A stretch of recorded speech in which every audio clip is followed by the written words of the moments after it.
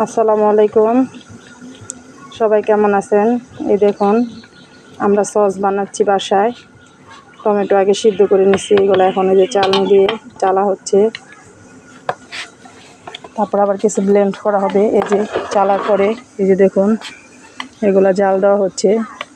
এর মধ্যে দেওয়া হবে একটু মরিচের গুঁড়া, লবণ, সিরকা, এগুলা দিয়ে জাল দেওয়া হচ্ছে।